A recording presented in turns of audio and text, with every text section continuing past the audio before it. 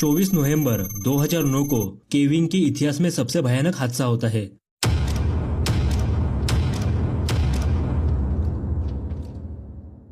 Caving यानी कि गुफा की खोज करना, ये एक ऐसा खेल है जहाँ पे सांस लेने की भी जगह नहीं होती। इसी तंग गुफा में घिस घिस कर उसकी खोज करना। और यही चीज 26 साल के जॉन जोन्स अमेरिका के उटा शहर में नटीपुटी गुफा में करने वाले थे। लेकिन जॉन को जरा भी अंदाजा नहीं था कि वो अपनी ही कब्र में खुद को ही दफनाने वाला था। 24 नवंबर के दिन रात के 8 बजे जॉन और उसका भाई जोश और उनके साथ 10 और मेंबर्स का एक ग्रुप नटीपुटी नाम की गुफा को एक्सप्लोर करना शुरू कर देते हैं। पहले का 1 घंटा तो बहुत ही मजेदार रहा। गुफा के अंदर की सबसे बड़ी जगह बिग स्लाइड का उन्होंने पता लगाया।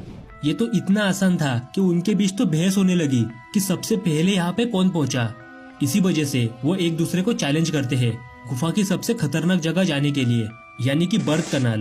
बर्थ कनाल इतनी तंग जगह थी कि बहुत ही कम लोग वहाँ पे फिट हो पाते थे। सबसे आगे जॉन था, उसके पीछे उसका भाई जोश और ग्रुप के बाकी मेंबर्स थे। एक के बाद एक वो बर्थ कनाल में जाना शुरू कर देते हैं। थोड़ा आगे जाते ही गुफा 2 दिशा में बढ़ जाती है और जॉन जोश जोश में लेफ्ट वाली गुफा में चला जाता है।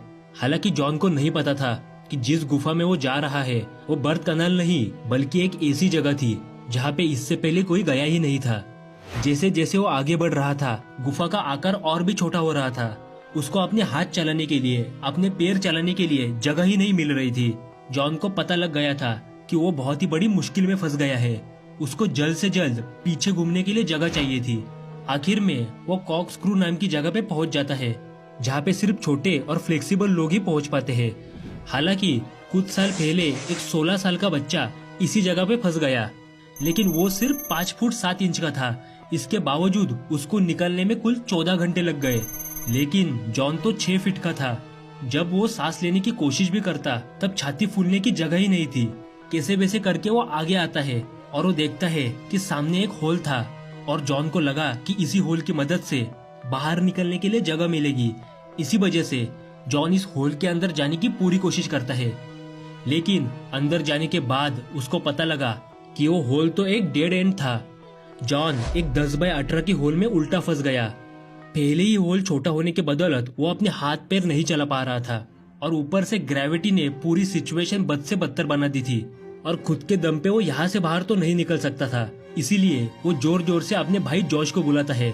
जहाँ पे जॉन इस गुफा में सर के बल आया था, जॉश उस गुफा में उल्टा आता है ताकि उसको उल्टा घूमने की जरूरत ही ना पड़े।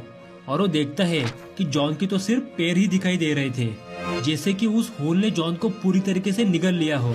जॉश अपने पैर जॉन के पैरों के बीच डाल के ऊपर खींचने की कोशिश करता है, लेकिन जॉन उस सुरंग से बाहर आने की बजाय और ही अंदर चला जाता है।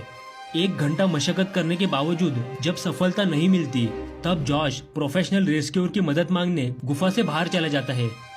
और 3 घंटे बाद रात के 12:30 बजे पहली रेस्क्यूअर सुजी मटोला वहाँ पे पहुँचती है।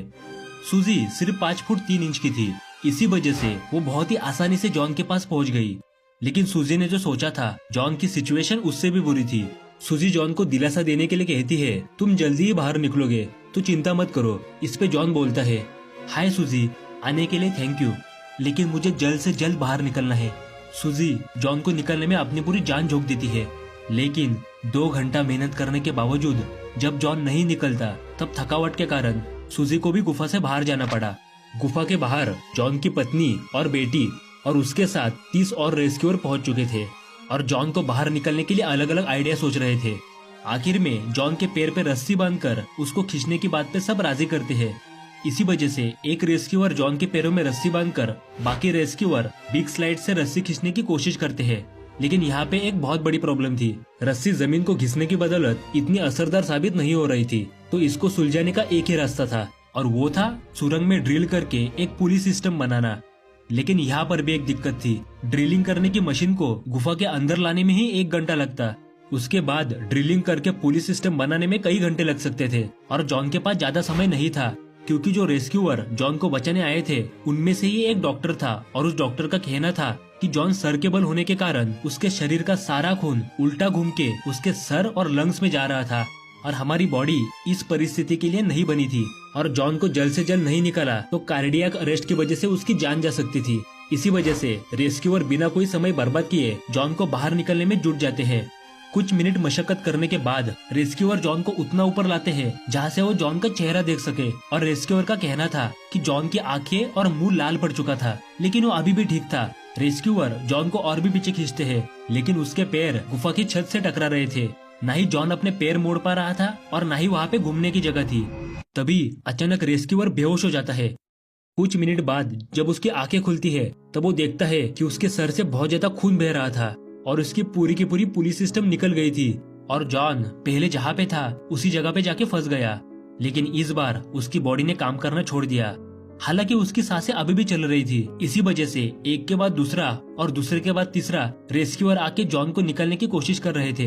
लेकिन 28 घंटे की मशक्कत के बावजूद 25 नवंबर की रात 11:56 पे जॉन जोन्स अपनी सांसें लेना बंद कर देता है।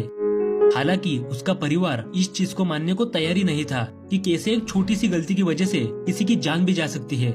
इसी वजह से रेस्क्यूअर जॉन की बॉडी उसके परिवार को सौंपने के लिए बाहर निकलने की कोशिश करते हैं। लेकिन जॉन की बॉडी इतनी बुरी तरीके से फंसी थी कि बिना उसकी बॉडी के 2 टुकड़े किए आप उसको गुफा से बाहर नहीं निकाल सकते थे।